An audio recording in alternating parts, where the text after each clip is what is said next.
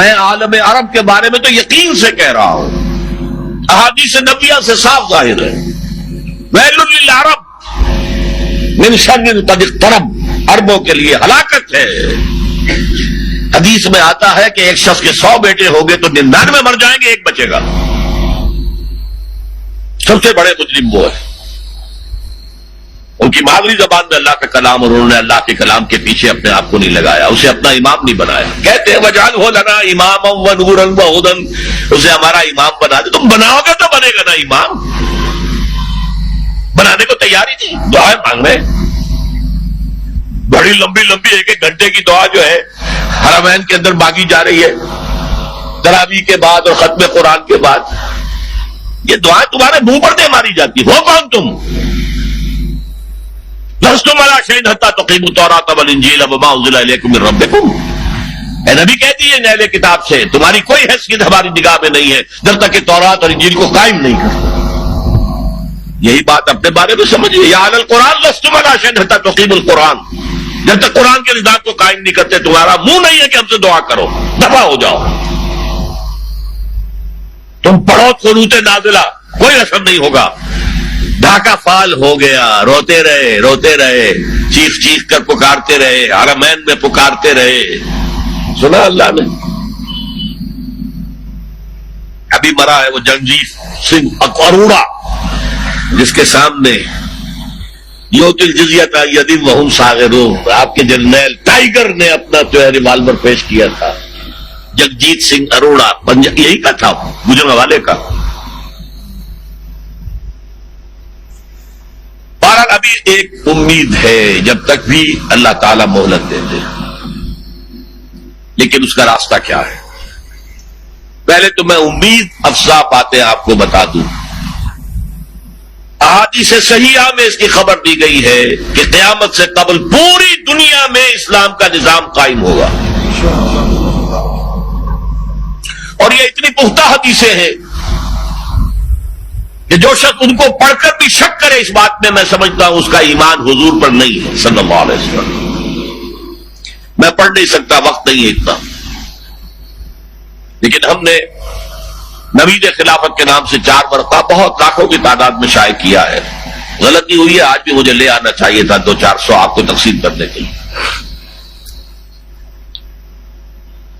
دوسرے اشارے ہیں، یہ پہلی بات تو ایسی ہے 100% کہ جس میں شک نہیں مجھے، جتنا مجھے یقین ہے کہ مجھے موت آئے گی، اور جتنا مجھے یقین ہے کل صبح سورج طلوع ہوگا، اتنا ہی یقین ہے کہ پوری دنیا پر اللہ کے دین کا غلبہ ہوگا۔ اس وقت یہودی اور عیسائی اسلام کو مٹانے پر تل گئے۔ عیسائی یہودیوں کے اعلی کار ہیں، اصل جو یوز کر رہے ہیں انہیں وہ یہودی زائنسٹ، اور یہودیوں کا اصل اعلی کار ویسٹ، وائٹ اینگلو سیکسن پروٹیسٹنٹس، برطانیہ کے لوگ اور یو ایس اے کے پروٹیسٹنٹس، جنہیں کہا جاتا ہے کرسچین زائنسٹ۔ یہ زائنسٹ ہیں، یہودی ہیں اگرچہ عیسائی ہیں، یہ تلے ہوئے ہیں اسلام کو ختم کرنے میں۔ اقبال نے کہا ہے دنیا کو ہے پھر مار کا روح و بدن پیش، تہذیب نے پھر اپنے درندوں کو ابھارا، اللہ کو پامر دیے مومن پہ بھروسہ، ابلیس کو یورپ کی مشینوں کا سہارا۔ وہ مقابلہ آنے والا ہے، اور اس میں آخری غلبہ اسلام کو ہوگا۔ اس کے لیے پہلے کسی عرب سے مشرقی علاقے کے اندر نظام خلافت قائم ہوگا۔